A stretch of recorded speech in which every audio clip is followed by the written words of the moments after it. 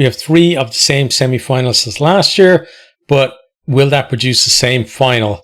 My name's Mark. Let's talk rugby.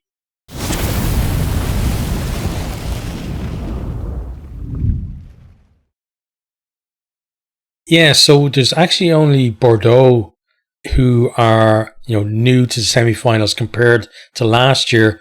But Harlequins, the team missing, actually beat them in the quarterfinals last year by a point to actually make it. So very close to having the same lineup 2 years on the trot. And we even have the same semi-final in the same venue as last year as well. But looking at, the pool stages and then the knockout stages, it's very hard to argue that we don't have the best 4 teams in the competition, in these semi-finals as well. And, obviously there are 2 big favourites for the semi-finals, but you can't write off the other teams as well. Like, they're all quality sides in here and all can produce in this competition as well.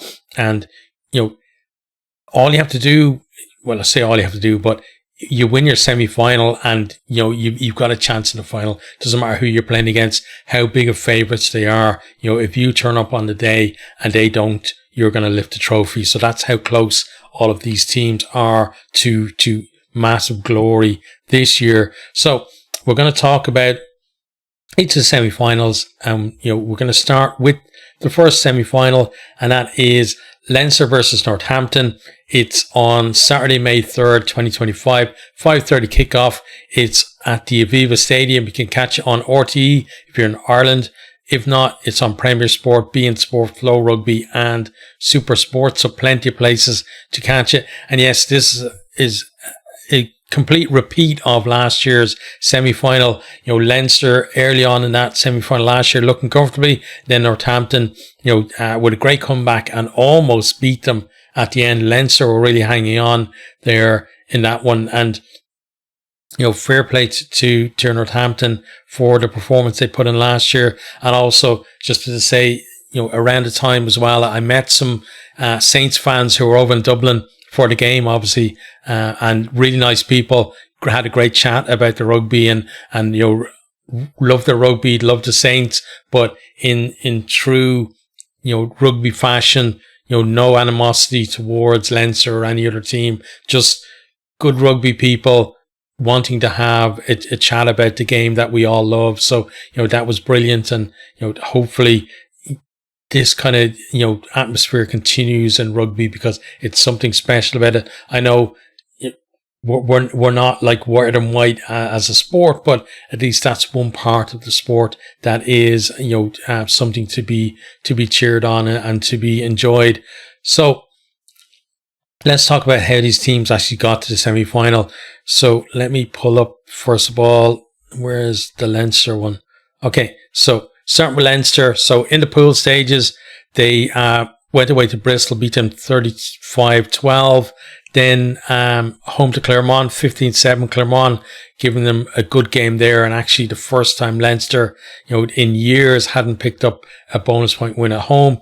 Then to go away to La Rochelle, beat them 16-14. Really good performance there. And then finally Bath kind of gave them a bit of a game, but then Leinster pulled away 47-21 to end the pool stages as one of the 2 top seeds. Then into knockout stages, Harlequins, they dispatched in around 16, 62-0. Then Glasgow in the quarterfinals, 52-0. So in the knockout stage so far, Leinster scored 114 points without, conceding any at all. They haven't actually conceded since halftime in that Bath game. Bath actually scored on the stroke of halftime in that game. And since then, so what's that, like 200 minutes of Champions Cup rugby that Leinster haven't conceded in. Now, I don't expect them to go through this game against Northampton and without conceding as well, but it does kind of put into perspective the challenge that's there for Northampton. But Northampton, I think, offers something that especially Harlequins, I don't think offered against Leinster or Bath, really. But let's talk about how Northampton got here. So pool stages, they beat Castra at home 38-8. Then away to the Bulls, brilliant win down there, 30 points to 21. And then went away to Stade Francais. They lost 45-35. And then they finished off then a home win, 34-32 against Munster in the pool stages. Then in knockout stages then, French opposition for them again. Clermont, they beat them 46-24. And then in the quarterfinals, rematch against Castra, and it went their way again. 51 points to 16 win. And the back line was on fire there. And, I know Pollock got a couple of tries in that one as well. But I think, the overall brilliant performance from them, and just showed that they've got what it takes to really put it up to this Leinster team. They showed it last year, and I think they can do it again this year and maybe go a step further as well.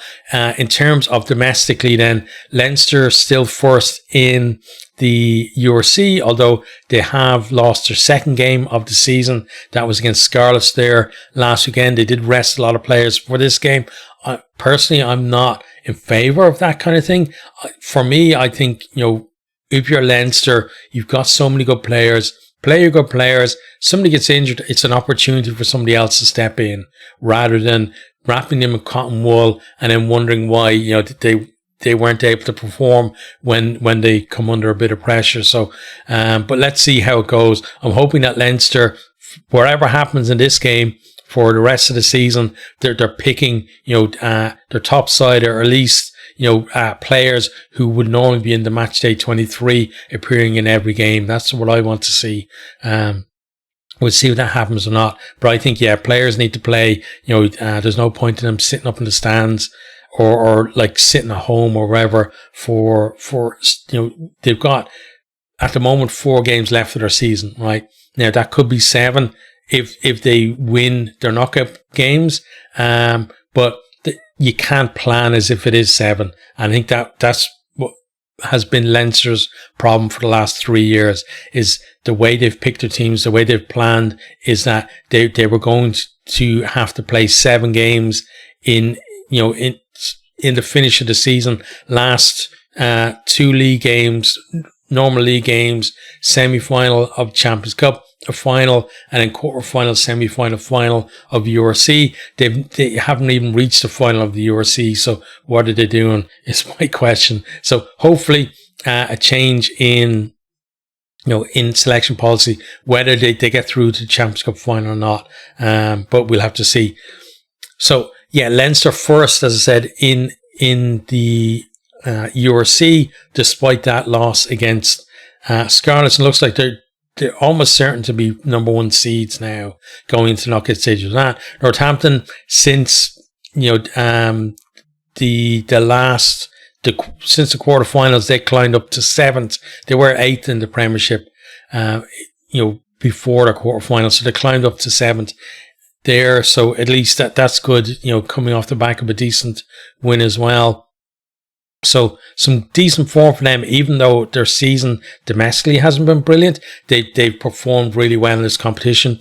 And again, last year, they showed that they can absolutely put it up to this Leinster team. I think in terms of pack, you look at the English teams that Leinster played, Quins, Bath and Bristol. I think Northampton, in terms of all-around game, probably have the players to do that a bit better than those teams. Like the other teams, I think, mainly based on their attack, and Leinster's defence has been absolutely superb this season, as evidenced by conceding no points in the knockout stages so far. But I think Northampton, that's the difference. They've got a pack that can cause issues for Leinster, and that's what you want to do. They've also got an exciting back line and a really good back line. I think in Finn Smith, they've got a player there as well who can unlock that defence. He's really good at making others shine. And that's the kind of 10 I think you need against Leinster, is, somebody who can spot where the space is very quickly and exploit it, because That's when we've seen Leinster struggle. That's what's happened is teams tie them in at the breakdown, heavy carriers going in, they disrupt their set piece, they make Leinster make mistakes, and then, whether it's pressure in defence or in attack, you can create space, and then if you're defending, you turn the ball over. Northampton are a great team on transition. They can get the ball out to width, where Leinster, have been vulnerable. It's all about kind of beating that rush umbrella defence, right? If you can get out to the width before Leinster can close you down, you're going to have success. I think this Northampton team can definitely do that. And also, again, on the defensive side of things as well, I think Northampton probably have a better defence than certainly Quins. Glasgow, a bit of an anomaly, honestly, in the quarter final, not turning up there. I didn't expect that from Glasgow, because I felt that, yes, Glasgow have a long injury list, but, the replacements are quality players. And I didn't expect them to get beaten so handily by Leinster, because, Glasgow, one of the best lineouts in this competition, certainly in the URC. Couple that with probably the best and most innovative maul as well in Europe at the moment. I feel some stellar backs, really good halfbacks as well to get them going, and nothing happened for them. It was disappointing, because yes, I'm a Leinster fan, but I want Leinster to win playing teams who are playing well, and Glasgow don't think did themselves justice. And it's a pity, because defending URC champions, they get to a quarter final in the Champions Cup, and you just hope that they're going to do themselves justice, as I said, and they didn't do that. So disappointing for them.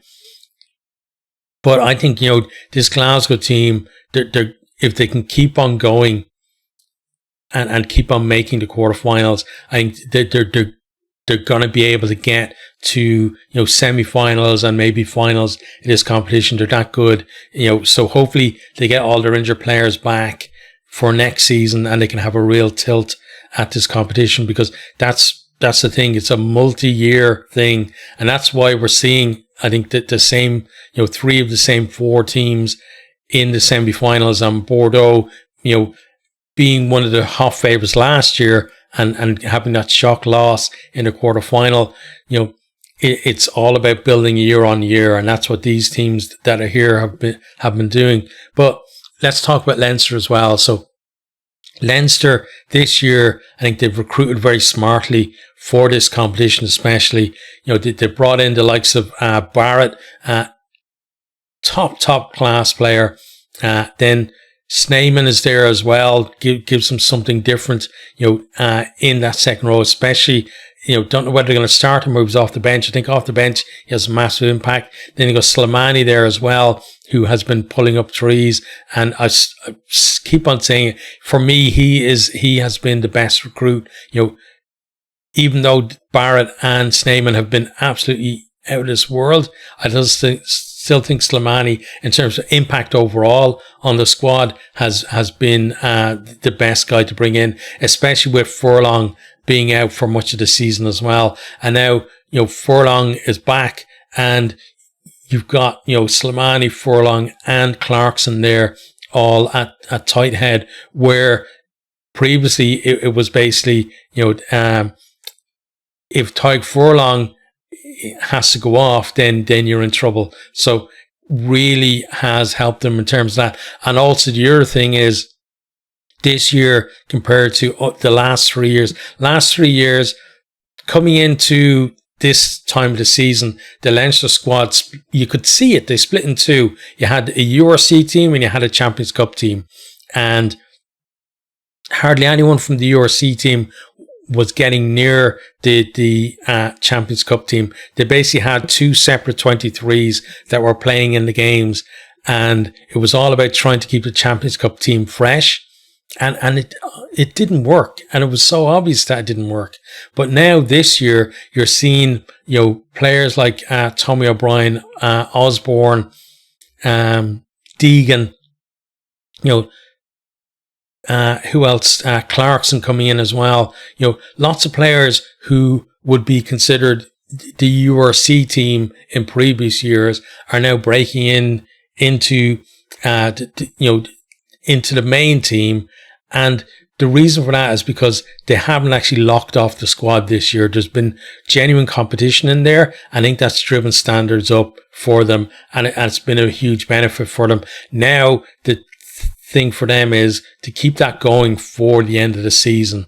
And that's why I was saying earlier that I want to see Leinster picking, you know, strong teams all the way through, no matter what happens, whether they got knocked out of one competition or the other. If they're still in both competitions, don't be sacrificing one for the other. Just pick strong teams and let the players perform and let them compete for places. And that's where I think, you know, teams can get that little bit extra that you need to win trophies. So in this one, I'm going to make a prediction now, and then when the teams come out, I'm probably going to do another preview of each of the semi-finals for the Champions Cup, and then I may change my mind depending on, you know, the teams that come out. But for this one, I'm a Leinster fan. You know, I think Northampton are going to give us a tough game, but I'm going to back Leinster to win that one.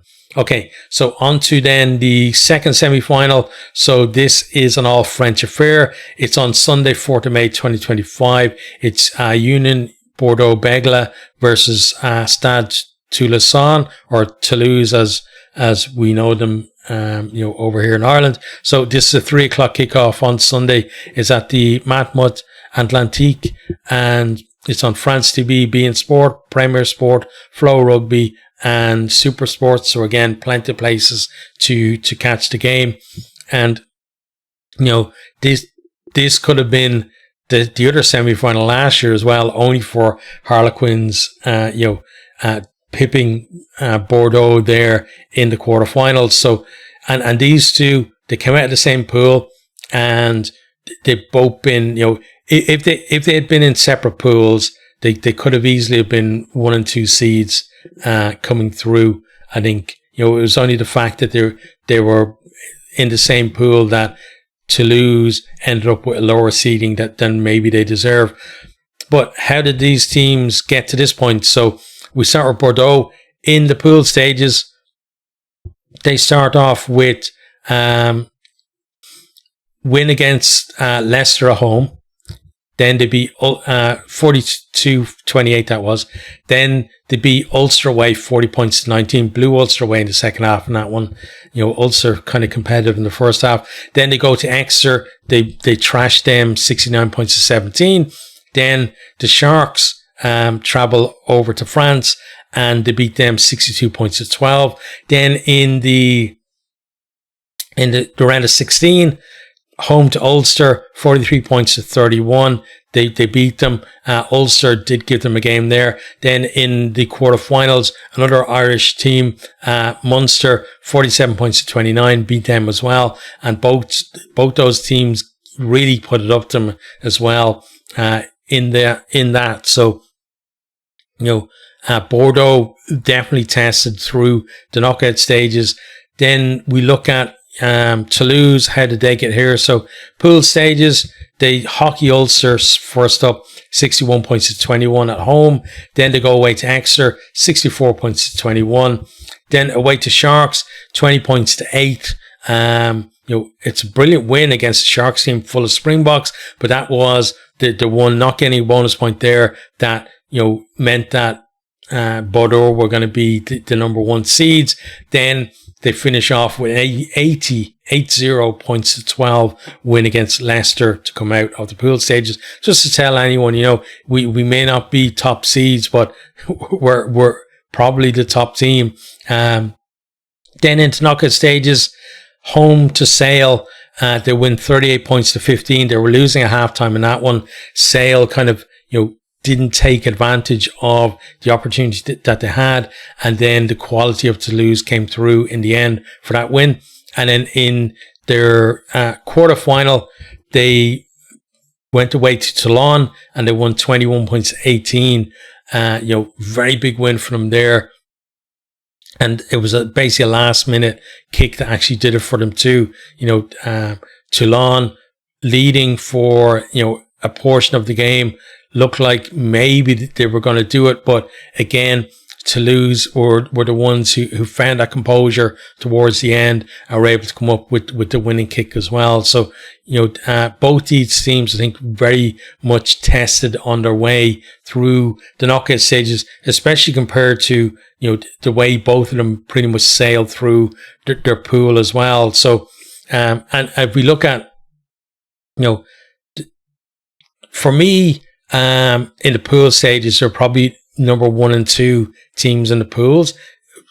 It was only the fact that they're in the same pool. Obviously, you can't have 1 and 2 seeds come out of there. And then in the top 14 as well, they're number 1 and 2. Toulouse first in the top 14 and Bordeaux second. So this is the creme de la creme of French rugby that we're seeing here playing against each other. Bordeaux, we know all about that back line, with the likes of Pinot, Bielberry, etc. In there, and tons of other players as well. But they've shown, in the games where they've been tested by Ulster and by Munster, that the pack can actually show up as well. But they have wobbled in both of those games, and you wonder if they wobble again against Toulouse. Toulouse have certainly more to offer than the current Ulster and Munster side, and maybe they can take advantage where Ulster and Munster failed. And so that's something to certainly watch out for in this one. And, generally in Champions Cup, you look at things and you think home side, massive advantage for them. We've seen, last year, there was only one away win, and that was Harlequins at Bordeaux in that quarterfinal, and pretty much every other knockout game went to the home side. And we looked at Toulon as well, Toulon versus Toulouse, and Toulouse as the away side, they come up with that win as well away from home. So it doesn't happen very often in the Champions Cup, especially in quarterfinals. 1 and 4 last year, 1 and 4 this year as well, and then semi-finals. Both semi-finals last year went to the home teams. But you look at this pairing here, and you think Toulouse, Bordeaux are a fantastic side, but Toulouse have, even without Dupont, they have so many special players, and as a team, they're such a special unit as well. They're compare them to the Sharks, right? Who, yes, they won the Challenge Cup last year, but you look at the Sharks and you look at all this, the Hollywood Bets Sharks, that is. You look at all the Springboks are in there, and all the talent in that team that complement them as well. And you think they're worse than the sum of their parts. But you can't say the same for Toulouse. I think, Toulouse are a fantastic team of fantastic players. And, looking at this, if the positions were reversed, if Toulouse were home to Bordeaux, I think everybody would predict Toulouse definitely going to win the game, right? So Bordeaux, I think the edge they have is being at home in this one, but it's not as big of an edge as if Toulouse were at home. So in this one, it's touch and go, honestly. But until the teams come out, I'm going to go for a Toulouse win in that one. So I'm basically predicting, for now at least, a repeat of last year's final with Leinster playing Toulouse in the final. But as a Leinster fan, I'm hoping not for obviously a repeat of the results from last year, if that does eventuate. But again, you look, I think the great thing about this lineup for these quarterfinals is, even, Leinster fan, again, I want Leinster to be in the final, right? But you pick any two of those 4 teams, in terms of, so whether it's Leinster, Toulouse, Leinster, Bordeaux, or Northampton, Bordeaux, Northampton, Toulouse, any one of those is a fantastic final that people will want to watch. That I don't think there's a team in here that would kind of that wouldn't grace the final. That you look at them and they're all quality. Don't worry about Northampton's position in the Premiership. They deliver in the Champions Cup, and that's what you want. This is the Champions Cup. You want teams that can rise to the occasion, and Northampton can do that. So, whatever happens in these semi-finals, I'm definitely going to be looking forward to the final. But for now, I'm looking forward to these semi-finals because I think they're going to be absolutely smashing. It's hard to see a blowout in either of the semi-finals. Obviously, it could happen. You never know. One team doesn't turn up on the day, but if each of the teams play well, they can all have a realistic chance, I think, of making the final.